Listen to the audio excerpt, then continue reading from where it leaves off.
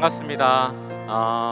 동산교회 사부 예배 함께 하시는 동산의 모든 성도 여러분을 예수님의 이름으로 정말 환영하고 축복합니다. 이 시간 우리가 예배 드리러 왔습니다. 그러나 예배에서 중요한 것은 하나님께 영광 돌리는 것도 참 중요하지만 하나님이 나에게 또 우리에게 허락하신 서로를 또 환영하고 환대하고 그 서로를 예수님의 마음으로 또 예수님의 사랑으로 축복하는 것이 또 역시 중요하지 않을까 싶습니다.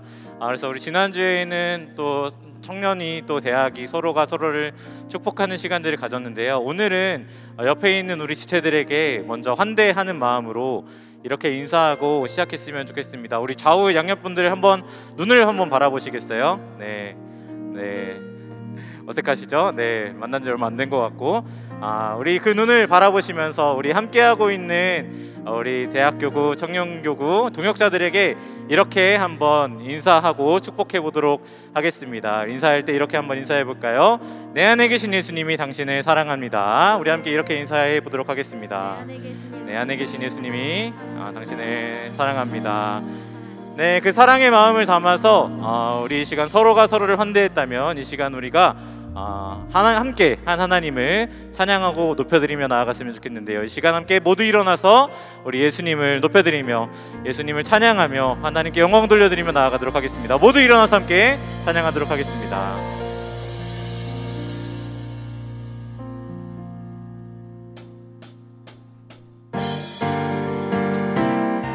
우리를 회복하신 그 사랑, 우리를 살리신 그 사랑, 우리가 살아낼 힘 주시는 그 사랑, 오늘 이 시간 감사와 기쁨으로 잠잠할 수 없는 하나님의 그 사랑을 찬양하며 나아갑시다.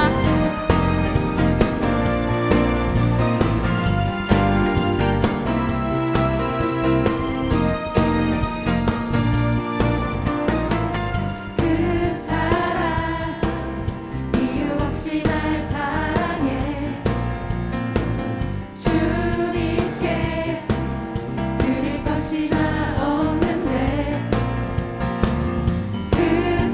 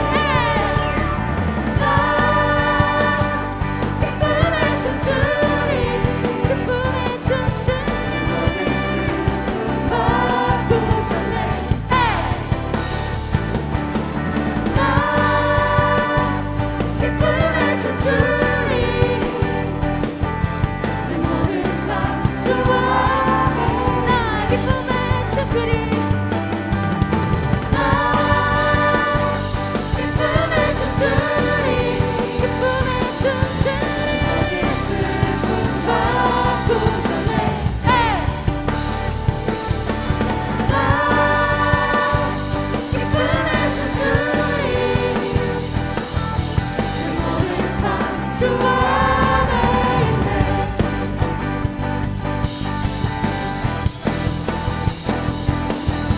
우리가 아직 죄인이고 원수였을 때에 예수 그리스도로 확증하신 그 사랑과 그 구원을 노래하며 감사하며 찬송합니다. 할렐루야.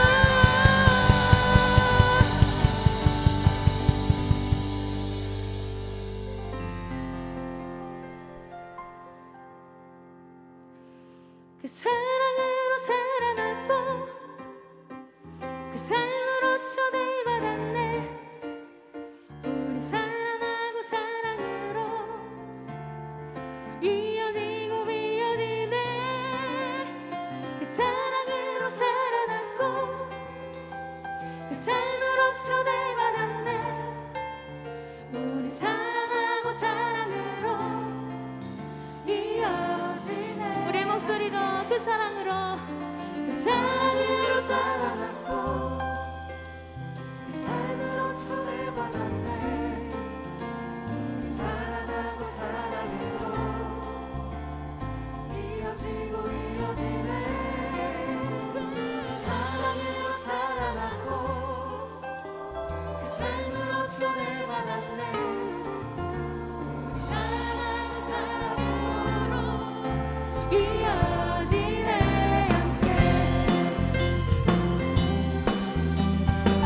그 사랑을 나누며 사는 삶으로 초대받으신 동산의 모든 성도님들, 우리 이 찬양의 가사를 기억하며 노래합시다.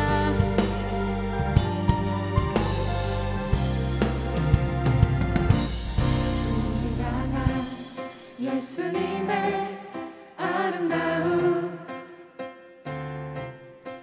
예수님 가슴에 안긴 성도의 아름다움, 우리 향한 예수님의 아름다움, 예수님 가슴에 안긴 성도의 아름다움. 우리 서로 다르지만 예수로 연결되어 함께 어우러져가며 아름답게 빛나리. 그 사랑을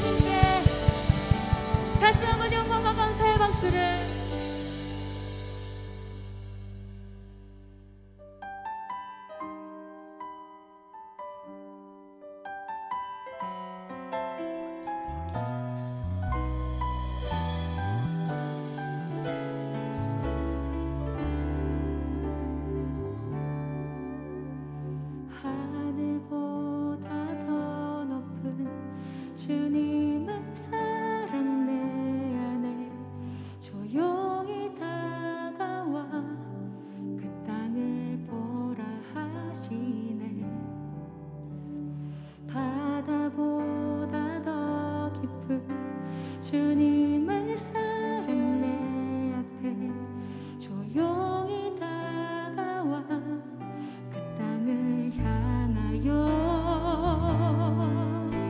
나가라 하시네. 주님의 사랑, 그 사랑을 전하는 것, 죄 앞에 무너진 우리를 새롭게 하는 것, 온 세상 위로 주님의 사랑 전하는 내 삶보다 귀한 것, 그 이름을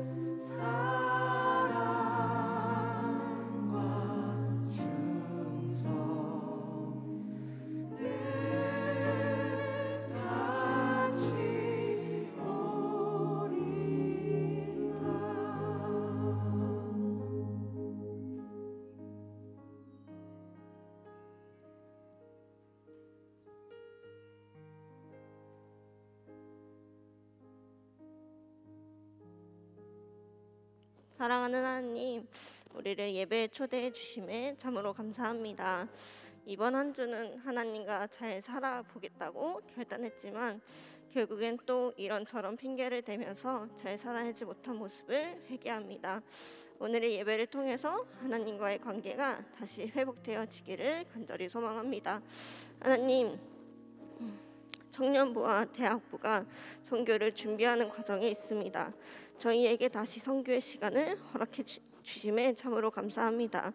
코로나로 인해 막혀있던 선교가 3년 만에 이루어지는 거라 아직 정해야 할 것도 참으로 많고 기도해야 되는 것도 참으로 많은데 정말 우리의 선교가 하나님께 구하고 듣는 선교가 될 수 있도록 하나님께서 도와주시옵소서. 우리의 지혜가 아닌 하나님께 지혜를 구함으로 하나님의 보시기에 좋은 선교가 될 수 있기를 간절히 소망합니다. 하나님, 이제 본격적으로 선교 훈련과 선교 모임을 시작하려고 합니다. 기쁜 마음으로 그 모든 것에 참여할 수 있도록 도와주시고 정말 선교를 가는 그 모든 인원이 하나님을 누리는 시간이 될 수 있도록 도와주시옵소서. 정말로 내가 무엇을 하려고 하는 시간보다 하나님을 느끼고 누리며 하나님의 일하심을 신뢰하는 시간으로 우리의 선교가 사용되어질 수 있기를 간절히 소망합니다. 그리고 또한 여러 가지 사정에 의해서 보내는 선교사로 선교사로 남는 자들이 있습니다. 이들이 선교에 소외되어지는 것이 아니라 함께 기도함으로 선교에 동참할 수 있도록 주님께서 도와주시옵소서. 하나님, 우리의 그 모든 선교를 오로지 하나님 당신께만 맡겨드립니다. 하나님, 김성gen 담임 목사님께서 하나님의 말씀을 우리에게 선포해 주실 때에 정말 성령이 충만하게 해주시고 입술을 주관하사 하나님의 말씀을 우리 가운데 잘 전달할 수 있도록 주님께서 도와주시옵소서. 그리고 말씀을 듣는 우리가 하나님의 말씀을 집중함으로 듣게 하시고 하나님의 말씀이 저희의 마음에 심겨져서 우리가 일상을 살아갈 때에도 하나님의 말씀이 기억날 수 있게 되기를 소망합니다. 예배를 드렸다고 이것이 오늘의 끝이 아니라 일상에서도 하나님과 함께 살아낼 수 있도록 주님께서 도와주시옵소서. 오늘 우리에게 허락하신 은혜를 그리고 예배를 드리고 있는 그 모든 자가 받을 수 있기를 소망합니다. 예배를 하나님께 온전히 맡겨드리며 이 모든 말씀 살아 역사하시고 우리를 끝까지 사랑하시는 예수님의 이름으로 기도드립니다. 아멘.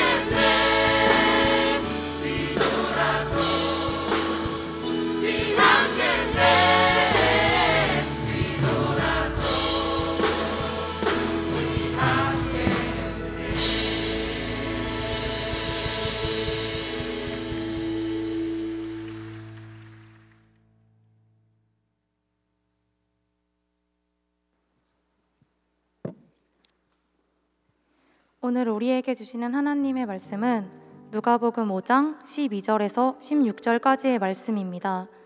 누가복음 5장 12절에서 16절까지의 말씀, 신약성경 96페이지에 있습니다.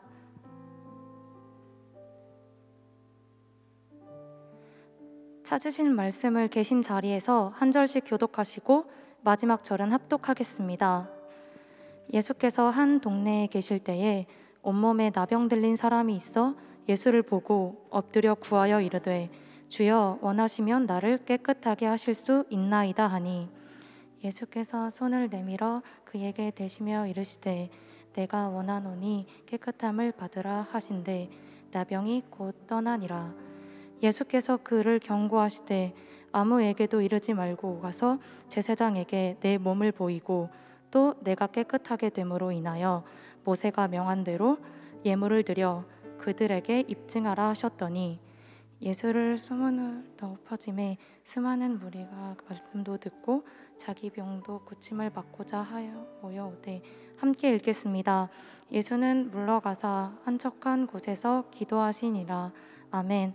이제는 김성경 담임 목사님께서 나오셔서 내가 원하노니 깨끗함을 받으라 라는 제목으로 하나님 말씀 선포해 주시겠습니다.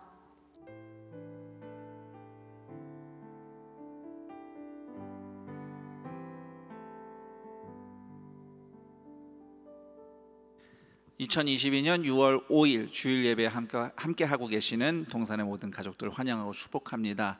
오늘 이곳 예배당은 물론이고 온라인으로 연결되어서 함께 예배하고 있는 성도님들 환영합니다.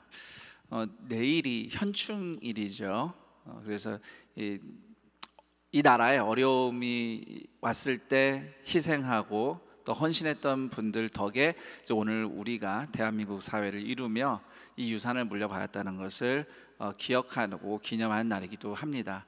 그 당시 고초를 겪었던 분들의 얘기를 들어보면 내가 나라를 지키겠다 이런 숭고한 정신으로 또 그 시기를 산 분들도 계시고 또 한편으로는 그냥 작은 소시민으로서 그런 풍파 가운데서 가족을 지키기 위해 살아남기 위해 함께 싸우며 희생한 그 고통을 겪으신 이야기들도 참 많습니다. 그런데 그런 모든 것들이 집합적으로 이 나라를 위한 희생이 되었고 그 토대 위에 우리가 지금 오늘을 누리고 있다는 것을 기억했으면 하고요. 또 하나 생각이 드는 것은 물론 지금도 이 나라를 위해서 특히 안보와 또 우리 사회를 지키기 위해서 헌신하시는 많은 분들이 계시는데 여러분 또 대부분 우리 청년 성도들이 있지 않습니까? 이 시기에 또 국방의 의무를 지금 다하고 있는 우리 형제 자매들이 있습니다. 그래서 군 복무 중인 형제 자매들, 우리 동산의 가족들을 또 특별히 기억하고 그들을 축복하며 응원하는 그리고 동산의 가족들이 되기를 또한 부탁을 드립니다. 오늘 성경 말씀은 예수님이 나병 환자를 고치신 이야기예요. 나병은 한때 이제 문둥병이라고 부르기도 했고요. 지금은 한센병이라고 부릅니다. 그런데 우리말 성경에 나병이라고 기록된 이 병이 정확하게 한센병은 아니에요. 예를 들면 구체적으로 설명을 드리자면 구약 성경에서 나병이라고 번역된 히브리어 짜라트라는 단어가 있고 또 신약 성경에서 나병이라고 번역된 헬라어는 레프로스라는 단어인데 이 짜라트와 레프로스가 등장하는 성경 구절 그 내용들을 면밀히 살펴보면 오늘날 한센병이다 라고 하는 그 증상과 딱 떨어지지 않아요. 비슷해 보이기도 하지만 정확하게 한센병하고 맞지 않아요. 예를 들면 레위기 13장을 읽어보면 나병이 발병했을 때 어떻게 하느냐에 대해서 설명이 쭉 써 있는데 13, 14장이에요. 근데 보면요 발병했다가 일주일 아니면 2주 수일 후에 병이 낫는 경우에 대해서 설명을 해요. 나병은 그렇게 낫는 병이 아니거든요. 나병이 아니라 한센병은 그렇게 자연 치유되는 병이 아니에요.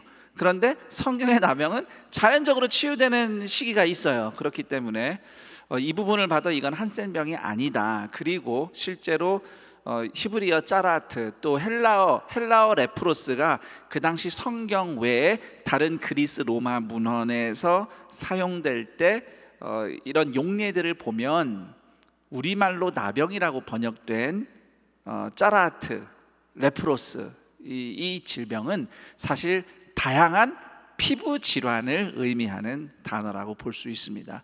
물론 그 피부병 안에는 한센병도 포함이 그 범주 안에 들어가 있을 거예요. 한센이라는 사람이 이 병을 규명했기 때문에 한센병이라고 이름이 붙은 건데, 비록 근대에 와서 한센병이 규정이 됐지만 한센병이 이미 고대부터 존재했다는 흔적은 고대 문헌을 통해서 우리가 어느 정도 확인할 수 있다고 학자들이 이야기하니까요. 자, 그래서 저는 오늘 설교할 때 원래는 광범위한 피부병이지만 우리말로 나병이라고 번역된 나병, 이렇게 길게 설명 안 하고 그냥 나병이라고 말하면서 오늘 성경 이야기를 풀어드리겠습니다.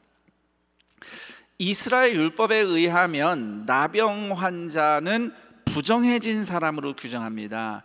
병에 걸려서 부정해졌다는 게 아니라 종교적인 의미에서 부정한 거예요. 그래서 예배에 참여하지 못하고 이스라엘 본진으로부터 격리되어야 했습니다. 성전에 들어올 수 없고요, 격리해서 지내야 됐죠. 물론 모든 피부 질환이 다 전염성이 있는 건 아니나 간혹 전염되는 질병 중에 피부 질환을 동반하는 경우도 있겠죠.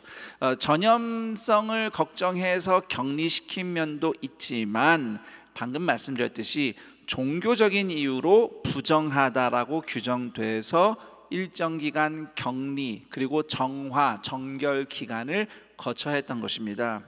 이런 질문이 들죠. 병에 걸린 걸 가지고 부정하다고 하면 이건 좀 부당하지 않느냐, 이런 생각이 드는데 최대한 제가 설명드릴 수 있는 건 이겁니다. 예를 들면 나병은 이제 한 예인데, 나병에 걸렸다고 그 사람이 하나님, 그러니까 영적으로 뭐 부정한 사람이 됐다, 이런 뜻은 아니고, 그런 것보다는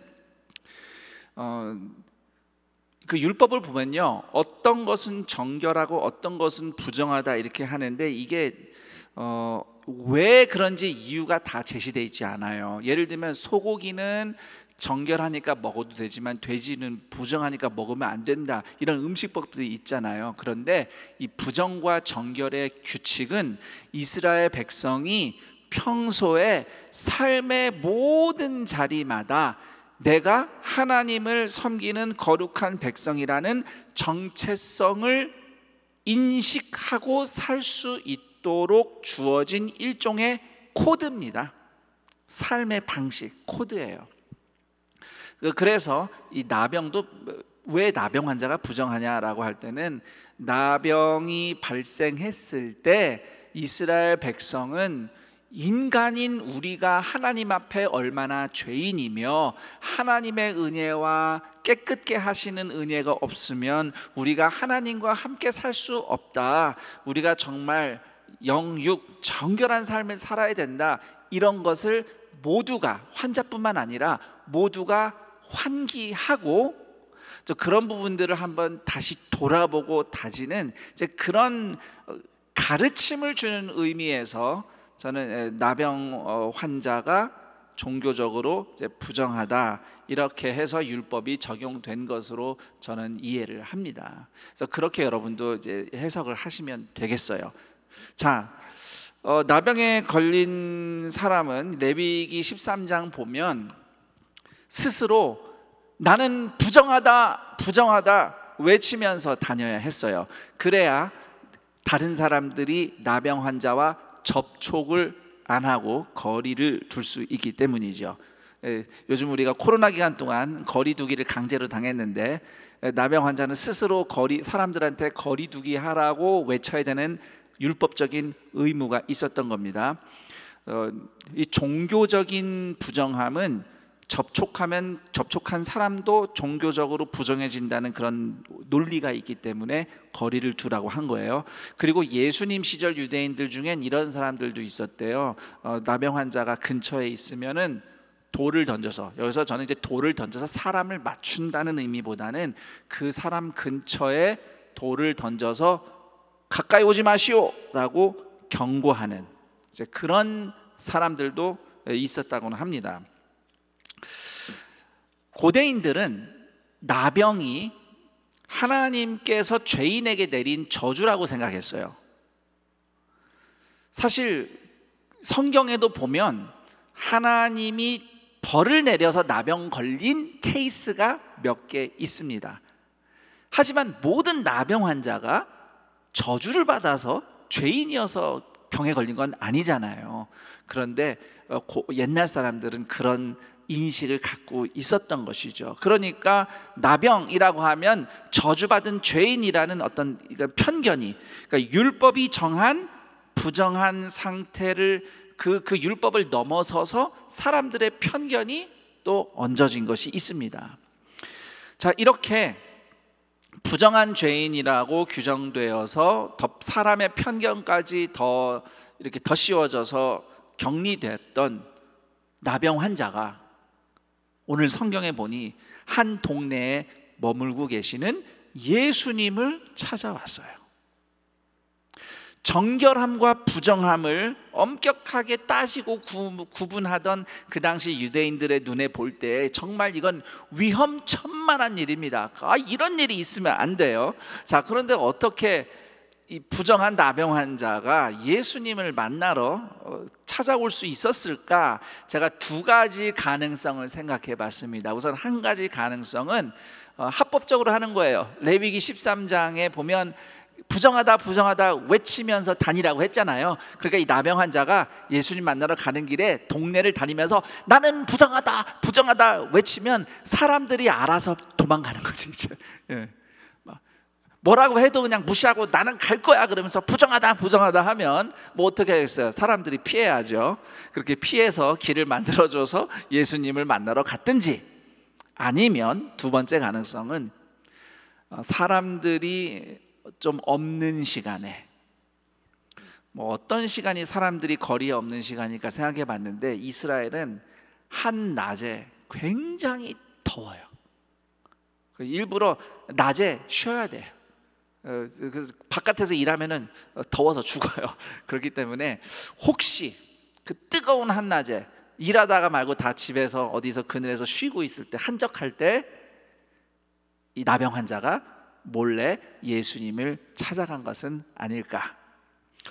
뭐 어디가 되었든, 또는 예수님이 동네 인근의 한적한 곳에 있을 때 찾아갔거나. 저는 이게 두 번째 가능성인데, 저는 두 번째 가능성이 더 높다고 생각해요. 왜냐하면 14절을 읽어보면 예수님이 이제 결과적으로 나병 환자 고쳐주신 다음에 경고를 하시는데, 다른 사람들한테는 오늘 있었던 일 절대 이야기하지 마라 이렇게 말씀하시거든요. 이렇게 말씀하신 이유는 그 당시 주변에 아무도 없었다는 뜻이겠죠.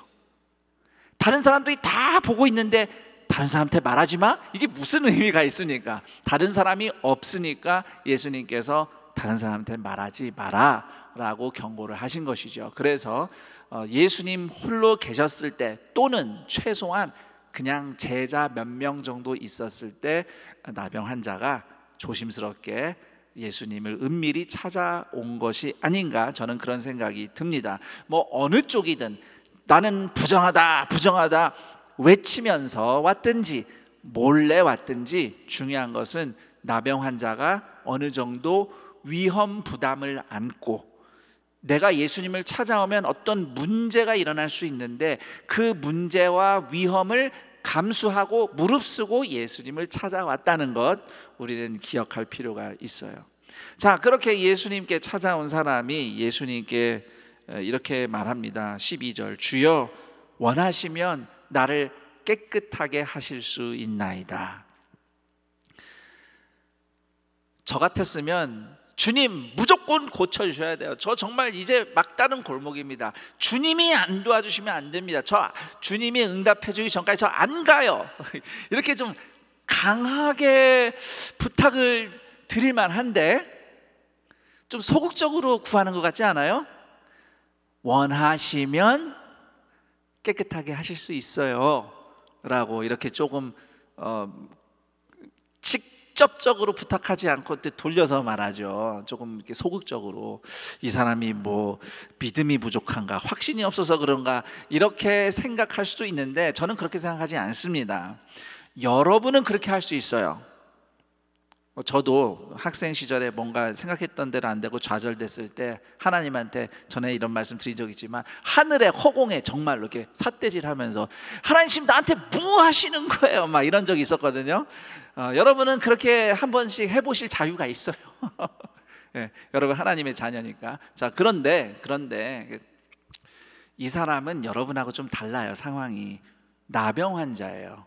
나병 환자는 나는 예수님 앞에 감히 나올 수도 없는 더러운 죄인이야 라는 이 의식이 가득한 사람이거든요. 이 사람이 막 떳떳하게 당당하게 응답해 주셔야 돼요 이렇게 말할 입장이 아닌 거예요. 그래서 정말 조심해서 믿음이 없어서가 아니라 조심해서 내가 어떤 죄인인지 너무 잘 알기 때문에 주님이 원하시면 저 나을 수 있다고 믿어요 라고 그렇게 겸손하게 이야기를 한 겁니다. 그러자 예수님이 하시는 행동이 있습니다. 예수님은 어떤 말씀을 하시기도 전에 먼저 손을 이렇게 내밀어서 그 나병 환자를 이렇게 만져주십니다. 머리에 손을 얹었을 수도 있고 또는 뭐 어깨에 손을 얹을 수도 있고 손을 잡아주셨을지도 모르죠. 어쨌든 주님이 손으로 이렇게 터치를 하시면서 말씀하십니다. 13절 내가 원하노니 깨끗함을 받으라. 이 말씀과 함께 그 사람에게서 나병이 떠나갑니다. 저는 이 장면에서 나병이 고침받은 기적보다 예수님이 그 사람에게 해주신 말씀이 더 마음에 와닿아요. 내가 원하노니 나는 네가 깨끗함 받기 원한다. 나는 네가 살아났으면 좋겠다. 한번 생각해 보세요. 그 당시에 문둥병자 주변에 유대인들 중에 저 사람이 정말 회복됐으면 좋겠어, 저 사람이 나았으면 좋겠어 라고 말하는 사람이 있었을까요? 주변에 다른 사람들이 문둥병자 보면서 죄송합니다, 나병 환자 보면서 그렇게 얘기하는 사람은 아마 없었을 거예요. 아까 말씀드렸듯이 그 당시에는 저 사람은 죄 때문에 저주받은 거야 라는 그런 사람들의 편견까지 받고 있던 그런 처지의 사람이거든요. 그럼 나병 환자 보면 뭐라고 하겠어요? 아이고 나병 환자네? 저리 가시오. 자, 죄 때문에 저주받은 거야. 우리는 똑바로 살아야 돼. 이런 정도나 생각하지 뭐 내지는 불쌍하게 생각할 수 있어요. 아유 불쌍해라. 불쌍하게 생각하는 거하고 그 사람이 정말 회복되기 원하는 거하고는 차원이 다른 거예요. 제 생각에 그 나병 환자 그냥 버림받은 사람입니다. 아무도 그 사람이 나아질 거라고 소망을 품거나 그 사람을 정말 생각하는 사람은 주변에 아무도 없었을 거라고 저는 생각해요. 가족은 어땠을까요? 가족이라도요, 고통의 시간이 길어지면 힘듭니다. 지쳐요. 마음을 내려놓게 됩니다. 우리 성도들 중에도 이제 그런 아픔이 있는 가족들이 덜어 있죠. 고통을 안고 있는, 병중에 있는 가족을 계속 돌봐야 하는 어려움. 죄책감이 들어요. 또 힘들어서 내가 언제까지 이렇게 고생해야 되나. 그런데 아이고 그래도 우리 가족인데, 우리 부모님인데, 그래도 내 자식인데, 내 형제인데 하면서 또 죄책감이 몰려오죠. 사람이니까 어쩔 수 없어요. 사람은 지칠 수밖에 없어요. 제 생각에는 나병 환자 가족들도 아마 포기하지 않았을까. 너무 힘들어서 그런 생각이 듭니다. 자, 그렇게 홀로 버림받았었을 나병 환자에게 예수님이 말씀하시는 거예요. 나는 뭐 다른 사람들이 너를 어떻게 포기했는지, 너를 어떻게 생각하는지 나는 모르겠지만 그래도 나는 네가 살아나기를 원한다. 예수님이 그 말씀을 하시는 거거든요. 이것이 사랑의 복음입니다. 이 하나님의 사랑이 결국 이 나병 환자를 고친, 구원한 하나님의 능력이에요. 사랑이 하나님의 능력이에요. 로마서 8장 37절, 이 모든 일에 우리를 사랑하시는 이로 말미암아 우리가 넉넉히 이기느니라. 주변 사람들은 물론 혹시 여러분 자신마저도 포기하고 싶은 무엇인가가 있습니까? 너무 힘들어서 포기하고 싶다? 예수님이 오늘도 동일하게 여러분에게 말씀하셔요. 나는 네가 살아나기를 원한다. 나는 네가 깨끗함 받기를 원한다. 그 주님의 음성을 여러분의 마음으로 들으며 살아내고 살아나기를 저는 축복합니다. 자, 그런데 예수님이 그렇게 나병 환자 고쳐주시고 나서 그 다음 분위기가 조금 바뀌어요. 14절 보면 경고를 하셨다 하는데 이렇게 경고하셨습니다. 아무에게도 이르지 말고 가서 제사장에게 네 몸을 보이고 또 네가 깨끗하게 됨으로 인하여 모세가 명한 대로 예물을 드려 그들에게 입증하라. 이 말씀은 율법에 레위기 14장 2절 이하에 나병이 나았을 경우에 어떻게 해야 할지 정해준 율법을 예수님이 인용을 하신 겁니다. 그러니까 예수님은 지금 이런 의미로 말씀하시는 거예요. 지금 자네 병 나았다고 다 끝난 걸로 생각하지 말게나. 지금 병 나은 게 전부 다가 아니다. 또는 나 병 나았어요, 간증하는 게 지금 중요한 게 아니다. 정말 중요한 것은 가족으로 돌아가고 삶이 회복되고 공동체, 특히 함께 성전에 올라가 예배드릴 수 있는 예배 공동체로 돌아가는 것, 이게 정말 중요한 일이야. 그러니 돌아가기 위해서 다른 거 둘째치고 먼저 빨리 율법대로 제사장에게 인증받고 하나님께 감사 예배 드리고 돌아가라. 주님이 이 말씀을 하신 겁니다. 자, 그런데 15절 보면 예수님의 소문이 더 퍼졌다 이렇게 돼 있어요. 뭐 이 사람이 소문을 냈겠죠. 고침받은 사람이 먼저 제사장 만난 다음에 복귀하고 나서 소문을 냈는지, 아니면 너무 기뻐서 예수님 지침은 뒤로 하고 만나는 사람마다 예수님 소문을 내고 다녔는지 어쨌는지 알 수는 없습니다. 그러나 예수님의 소문은 더 퍼졌고 그 덕분에 수많은 사람들이 예수님을 찾아옵니다. 병 고침 받기 위해서죠. 자, 그러자 16절, 예수는 물러가사 한적한 곳에서 기도하시니라. 지금 상황을 보면 예수님이 군중을 피해서 도망치신 것인가? 이렇게 좀 보이기도 해요. 사람들은 밀려오는데 주님은 한적한 곳으로 가셨으니까. 그런데 그렇게 볼 필요는 없어요. 이 9절, 16절을 헬라어 원문으로 볼 때에 보다 좀 적합한 그 번역은 이렇습니다. 예수님은 늘 그러셨듯이 때가 돼서 한적한 곳에 물러가셔서 기도하셨다. 사람들이 몰려와서 피신한 게 아니라 그냥 그때가 마침 예수님이 한적한 곳에서 하나님께 기도하는 시간이었다는 뜻입니다. 예수님은 무엇보다도 하나님 아버지와의 사랑의 교제를 가장 1순위로 추구하셨어요. 기적이 일어나자 군중들이 호응하고 뭔가 위대한 큰 일이 일어날 것만 같은 현실 가운데서도, 또는 수많은 사람들이 나를 고쳐주셔야 된다, 이거 해결해야 된다, 급해 보이는 일들이 물처럼 이렇게 파도처럼 밀려오는 그런 현실에서도 예수님의 1순위는, 저를 다 따라해 봅니다, 하나님과의 시간. 하나님과의 시간이에요. 코이노니아.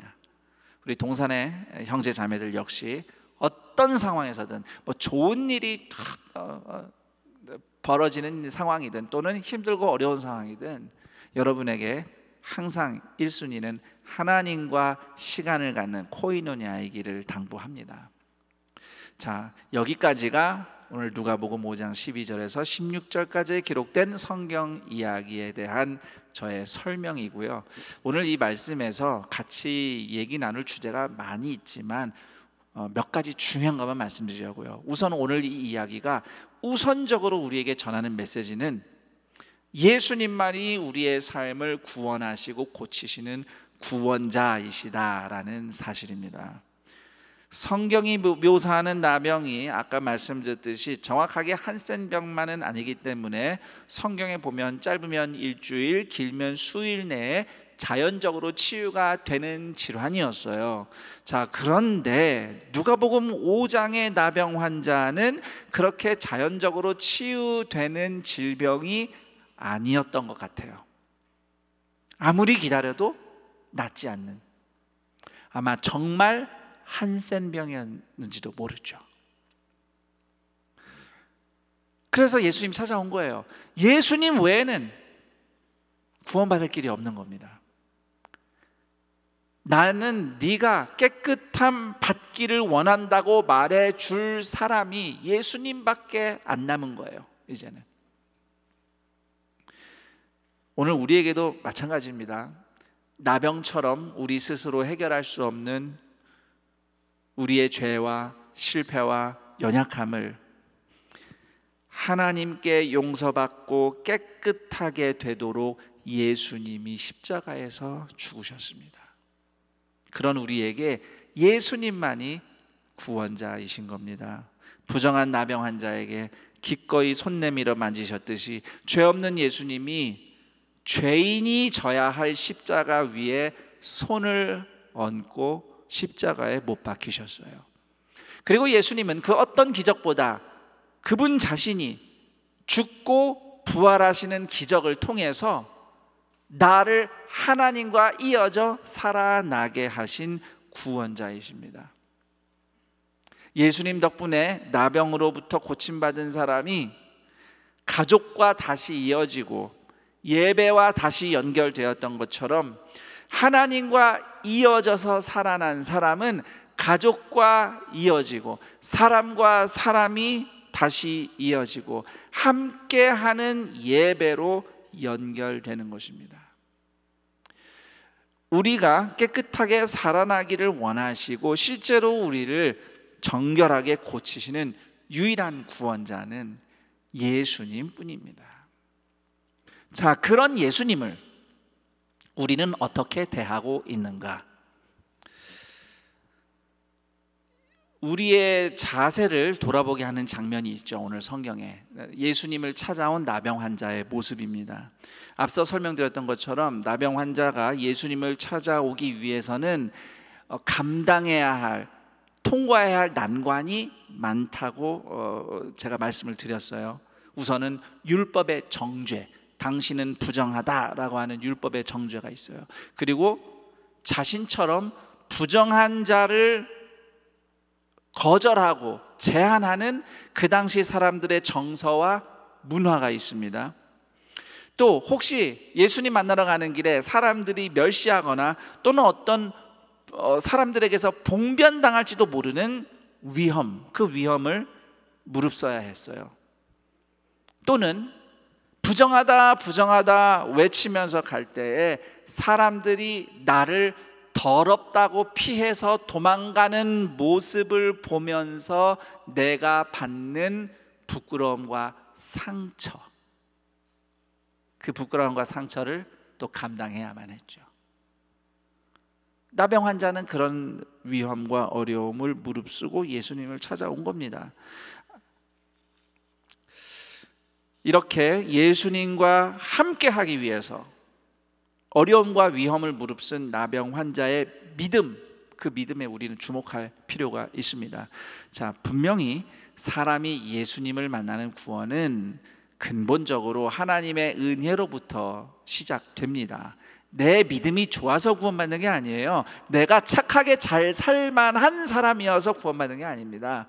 나 같은 죄인을 위해서 십자가에서 먼저 죽으시고 부활하신 예수님의 사랑과 은혜 덕분에 우리가 구원을 받은 것이죠. 자, 그런데 이렇게 하나님이 은혜를 먼저 베푸시는데 그 은혜에 반응하는 믿음의 실천도 함께 일어나는 거예요. 그래서 그런 차원에서 이 나병 환자가 보여준 믿음을 생각하면서 우리는 이렇게 질문해 볼 필요가 있습니다. 나는 예수님과 함께 하기 위해 어려움과 위험을 무릅쓰는가? 예수님과 함께하는 삶이 쉬운가요? 그냥 이렇게 하면 되는 거예요? 어떻습니까? 뭐 그냥 시간 되면 교회 가면 되고 이렇게 하면 되지. 여러분은 예수를 믿는 삶이 쉽고 수월합니까? 자, 여러분 기본적으로 예배를 드리기 위해서 여러분 이 시간에 모여 있잖아요. 지금 이 시간에 지금 예배를 드리고 계시잖아요. 이것 자체가 여러분이 예수님과 함께 하기 위해 위험을 무릅쓰는 실천이라고 저는 말씀을 드리고 싶은데요. 왜냐하면 이 치열한 경쟁 사회 속에서 이 시간 하나님을 예배하기로 선택함으로써 이 시간에 돈을 더 벌 수도 있지만 돈을 더 벌지 못하는 위험을 무릅쓰는 겁니다. 또는 이날은 나는 무조건 내 마음대로 게으름 피면서 잘 거야. 오전 예배면 좀 이게 적용이 가능한데 오후 예배라, 이게 또 오후 2시라. 아니죠. 저도 여러분 나이 때는 그냥 주구장창 자본 적이 있어요. 그럴 수 있죠.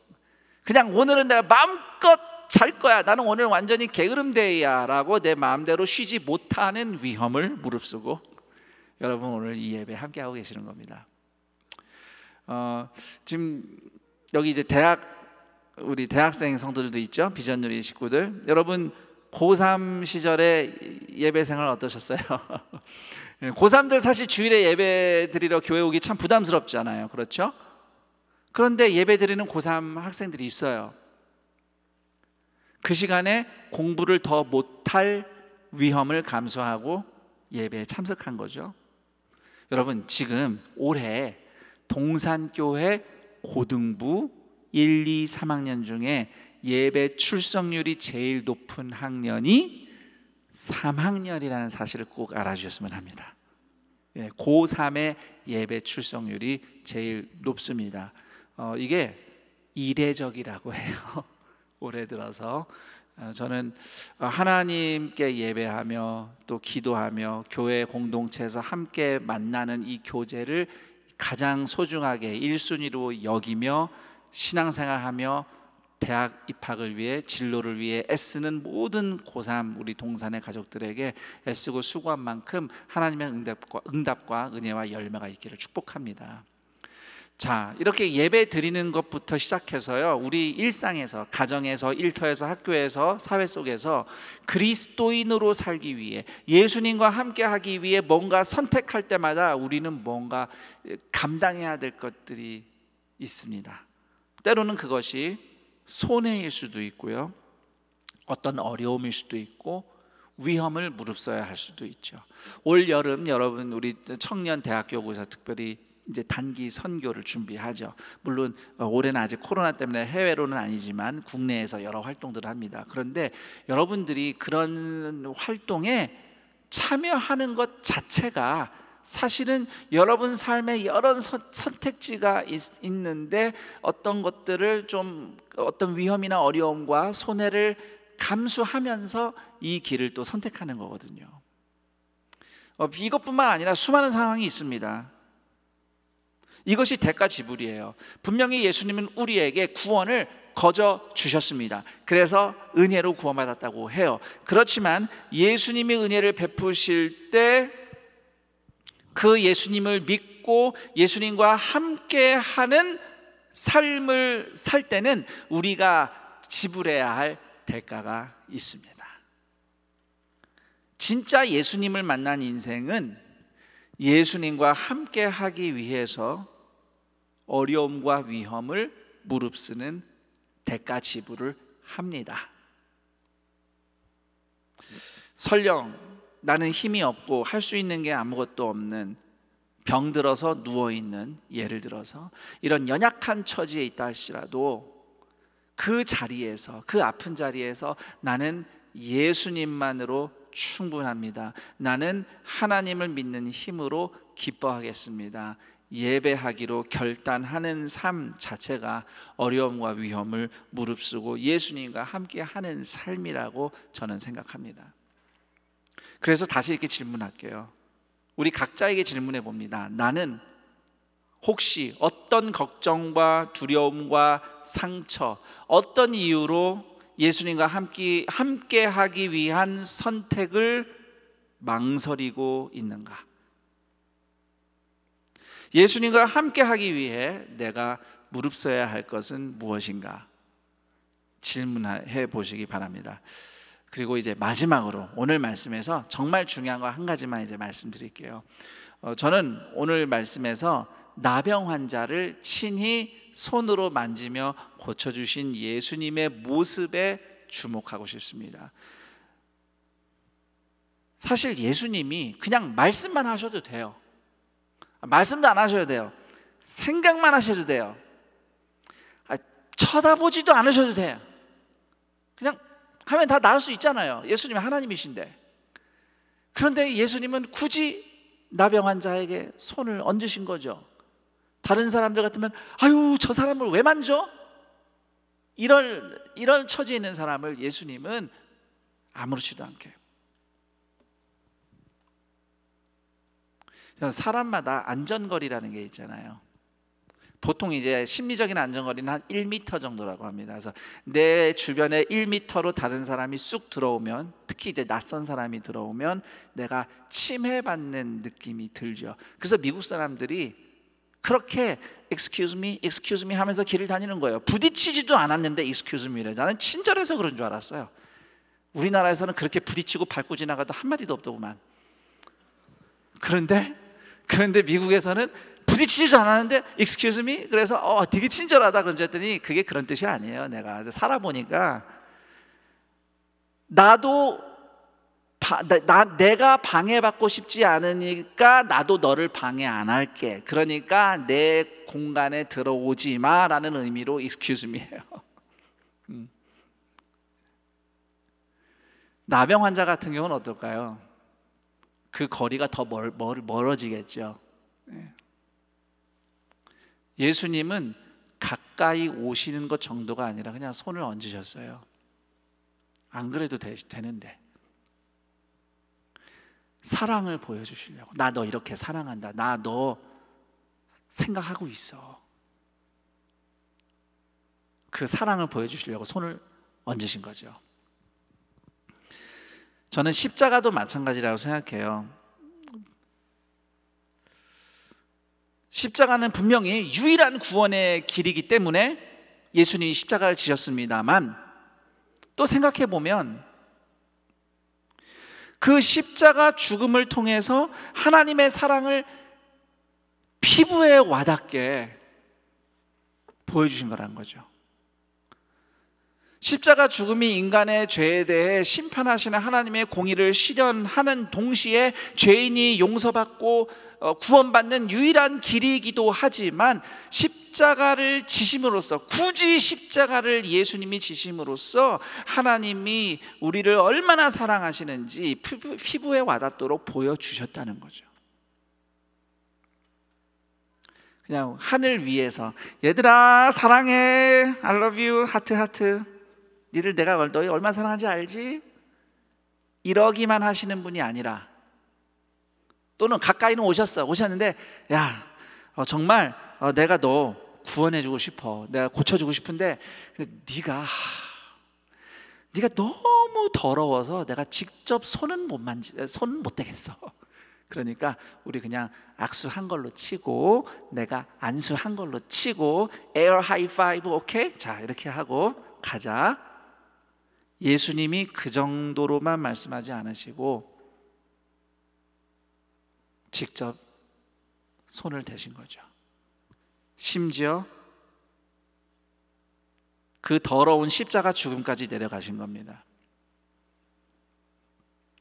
언젠가 제가 그런 생각을 해본 적이 있어요. 제가 제 자신의 죄와 연약함에 대해서 굉장히 좀 염증이 느껴졌을 때 그냥 제 상상으로 제 마음에서 악취가 나는 것처럼 느낀 적이 있어요. 야, 내 영혼에 냄새가 있으면 악취가 나겠구나. 그런데 그 순간 무슨 생각이 들었냐면요, 예수님이 인간으로 태어나셔서 사람들 사이에서 사실 때 얼마나 그 영혼의 악취를 맡으면서 고통스럽게 사셨을까 생각이 들더라고요.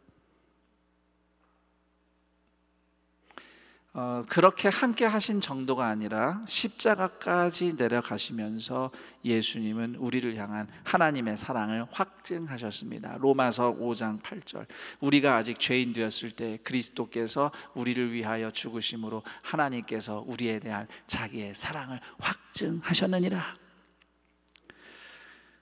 친히 부정한 자에게 기꺼이 손을 대시고 친히 우리 대신 십자가에서 죽으신 예수님의 사랑 덕분에 오늘 우리가 살고 있습니다. 그렇다면 이제 우리에게 사명이 있어요. 예수님처럼 누군가를 찾아가서 손 내밀고 사랑의 십자가를 질 사명이 있는 겁니다. 기꺼이 나병 환자에게 손을 내미시면서 손 대시면서 나는 네가 살아나기를 원한다 라고 말씀하신 그 예수님의 사랑이 오늘 동산의 가족들의 두 손을 통해서 전파되고 나누어지기를 우리 주 예수 그리스도의 이름으로 축원합니다.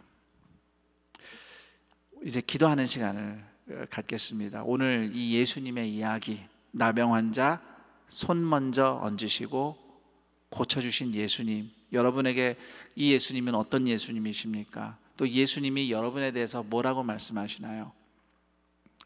오늘 말씀으로 깨달은 것들을 같이 기도하는 시간을 가질 텐데요. 질문을 제가 여러분 기도를 돕기 위해서 질문 2개 드리겠습니다. 우선 첫 번째 질문은 내가 원하노라 라고 하시면서 친히 손을 얹으시는 예수님의 사랑을 지난 한 주간 나는 어떻게 경험하며 살았는가 라는 질문입니다. 분명히 나 혼자만 힘들었던 시간이 아니라 눈에 보이진 않지만 예수님이 여러분의 삶의 영혼에 손을 얹으시며 함께 하신 시간이 있을 겁니다. 그 시간을 떠올리며 감사 기도를 올렸으면 합니다.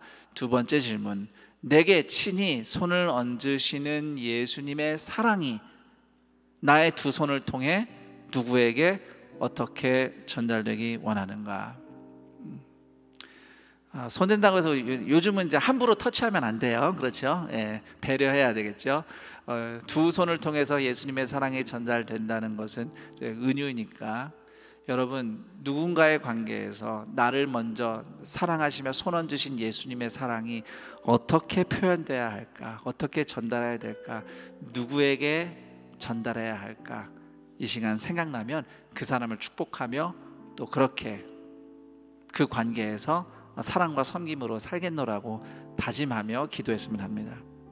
우리 기도할 때 먼저 첫 번째 질문 중심으로 기도를 해보죠. 나에게 내가 원하노라 하시며 먼저 손을 얹으시는 예수님의 사랑을 떠올리면서 그 은혜로 살았습니다. 감사하며 함께 기도하겠습니다. 하나님 감사합니다.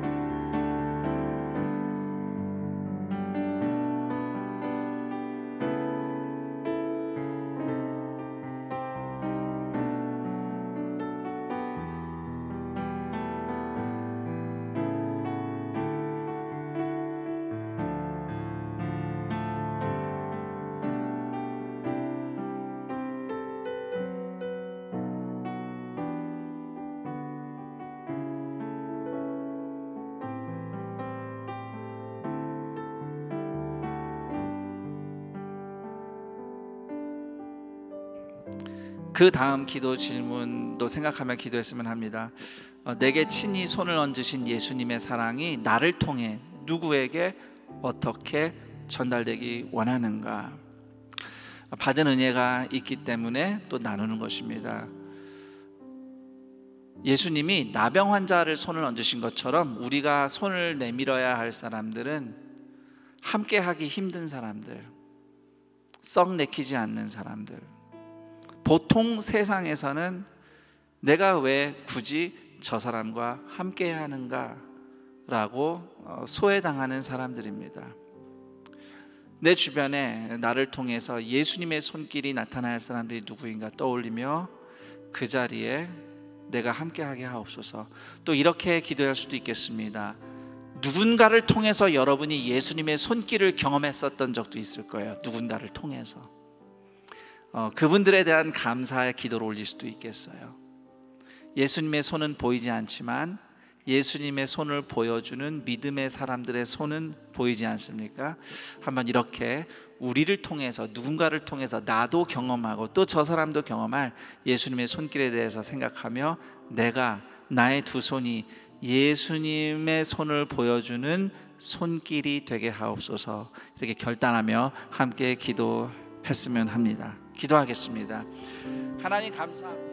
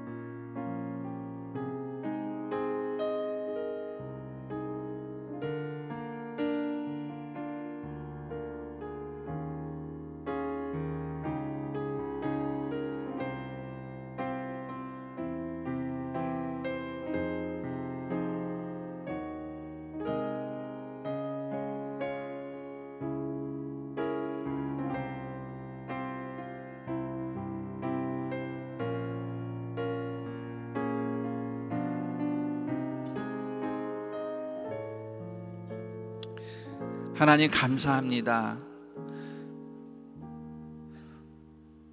주님이 항상 계셨습니다. 혼자 고통받고 혼자만 힘들었던 건 아닌가 했던 시간들 속에 예수님은 항상 함께 하셨고 먼저 손을 내미셨습니다. 그 예수님의 얹으시는 손길에 힘입어서 그 누구보다도 예수님께서 나는 네가 살아나기를 원하노라, 깨끗한 받기를 원하노라 말씀해 주시는 예수님의 은혜에 힘입어서 여기까지 왔습니다. 앞으로도 그 은혜로 살기 원합니다. 나만 그 은혜를 누리는 것이 아니라 나의 두 손을 통해, 우리의 두 손을 통해 나병 환자에게 먼저 손부터 내미시는 예수님의 사랑이 나타나기를 간절히 원합니다. 우리 동산교회 공동체가, 교회 공동체가, 특히 청년대학교구의 각셀 공동체가, 성도의 교제가 좋은 사람끼리 모였기 때문에 행복하고 좋은 공동체가 아니라 너무 다르고 불편하고 예수님이 아니면 굳이 얼굴을 볼 필요가 없는 사람들이지만 나를 먼저 손 내밀어 손 얹으신 예수님의 사랑 때문에 그 사랑으로 함께하는 사람들, 그 사랑으로 환대하는 공동체, 서로의 손길을 통해서 나병 환자라도 먼저 손을 대시며 만지시는 예수님의 사랑을 보여주는 공동체이기를 축복합니다. 내가 그런 나병 환자였다고 먼저 고백하고 이런 나를 주님이 먼저 손얹으셨다고 감사하는 예수님의 제자들이 모인 공동체마다 서로에게 예수님의 손길을 보여주는 두 손을 가진 사람들, 일터에서, 학교에서, 가정에서, 삶의 현장에서 또는 단기 선교 사역 현장에서 두 손으로 하는 모든 일들을 통해 나병 환자에게 먼저 손을 내미시는 예수님의 사랑의 손길이 드러나는 주님의 제자들 되게 하여 주옵소서. 이 믿음의 결단과 함께 주님께 예물을 드립니다. 헌금을 드린 손길들 위해 이 각박한 세상에서도 먹이시며 입히시며 돌보시는 하나님의 은혜가 갑절로 부어지게 하시고 그 예물이 쓰이는 곳마다 사람이 변화되고 고침받고 인생이 다시 살아나는 하나님의 구원의 역사가 나타나게 하옵소서. 우리 주 예수 그리스도의 이름으로 기도드립니다. 아멘.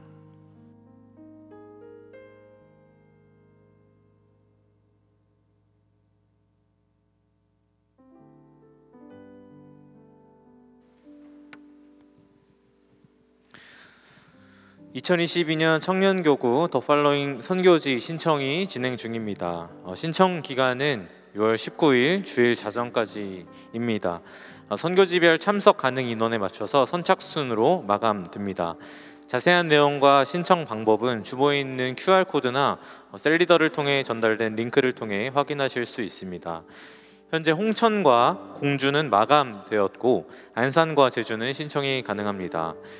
홍천의 경우 참여를 희망하는 청년들이 많아 예비 번호가 10번 이상 생겼습니다. 이 홍천 선교지에 참여할 수 있는 시간을 더 만들고 있습니다. 추가로 더 열리게 될 홍천 일정은 8월 4일부터 8월 7일까지입니다. 해당 기간의 선교 추가 신청은 6월 12일부터 가능합니다. 단 해당 일정 8월 4일부터 8월 7일까지 진행되는 홍천 일정은 20명 이상 추가로 모집이 될 경우에만 선교 일정이 열린다고 합니다. 8월 4일부터 7일까지의 홍천 추가 일정 모집에 대해 기존에 다른 선교지를 신청하신 청년교구 성도분들은 기존 신청 선교지를 취소하고 신청하실 수 없습니다. 자세한 사항은 공동체 사역자분에게 문의해 주시고 청년교구 선교 더 팔로잉에 많은 관심과 기도를 부탁드립니다. 다음으로 대학교구 선교훈련 VMTC 광고 드리겠습니다. 이번 대학교구 선교훈련 VMTC는 6월 10일부터 7월 10일까지의 기간으로 진행됩니다. 일주일 차인 다음 주는 선교 있는 예배로 오후 예배 시간에 선교팀이 함께 모이게 됩니다. 6월 19일부터 7월 10일까지는 오후 5시 30분부터 진행됩니다. 자세한 사항은 주보를 참고하시거나 대학교구 공동체 사역자분에게 문의해 주시기 바랍니다. 안산동산교회 사부 예배 현장에서 또 온라인으로 함께 하시는 여러분을 주님의 이름으로 환영합니다. 먼저 오늘 예배를 처음 드리셨거나 그동안 예배는 드리셨지만 오늘 예배를 드리시고 교회에 등록하기 원하시는 분은 대학교구는 건너편 건물 네오비전 센터 3층 새가족 교육실에서, 청년교구는 본당 뒤편 새가족 환영실로 오시면 교회와 신앙생활에 대해 안내해 드리도록 하겠습니다. 우리 오늘 교회 처음 오신 우리 새가족분들에게 축복의 박수 한번 보내드릴까요? 진심으로 환영하고 축복합니다.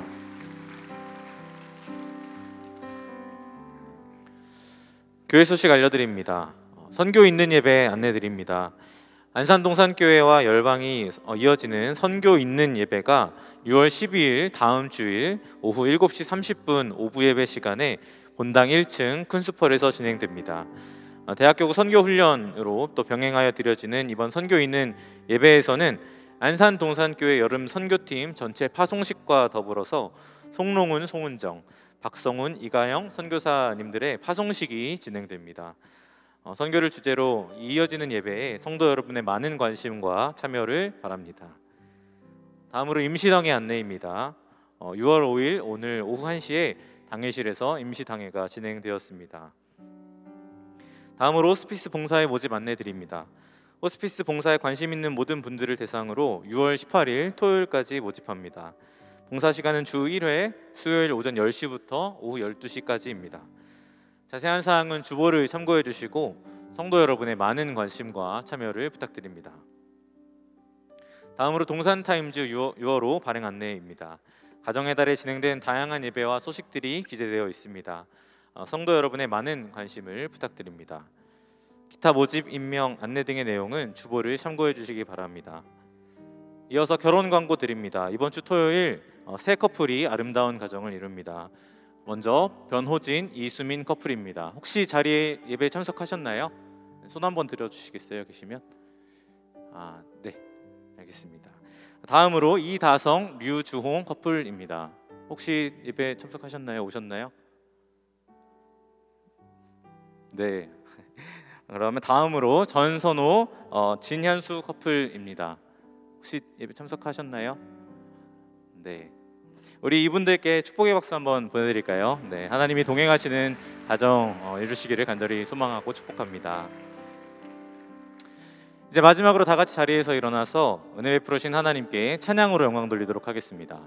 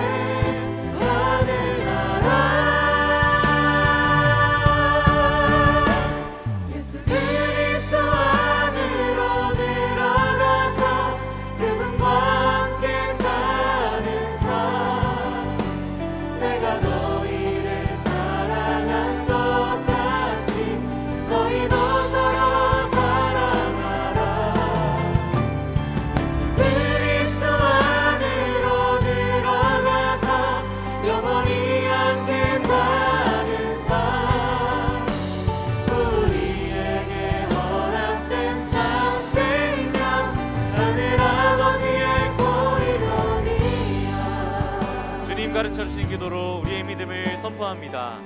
하늘에 계신 우리 아버지여, 이름이 거룩히 여김을 받으시오며 나라가 임하시오며 뜻이 하늘에서 이루어진 것 같이 땅에서도 이루어지이다. 오늘 우리에게 일용할 양식을 주시옵고 우리가 우리에게 죄 지은 자를 사하여 준 것 같이 우리 죄를 사하여 주시옵고 우리를 시험에 들게 하지 마시옵고 다만 악에서 구하시옵소서. 나라와 권세와 영광이 아버지께 영원히 있사옵나이다. 아멘. 우리 손을 뻗어서 우리 함께 서로 옆에 계시는 동역자분들을 축복하겠습니다. 이번 한 주 나의 손으로 또 우리의 손으로 예수님을 풍성히 마음껏 전하는 한 주 되시라고 우리 동역자분들을 함께 축복하겠습니다.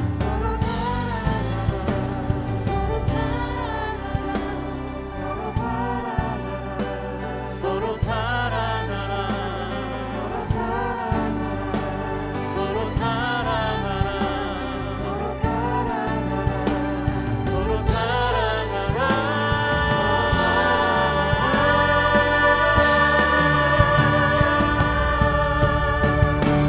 예수 그리스도 안으로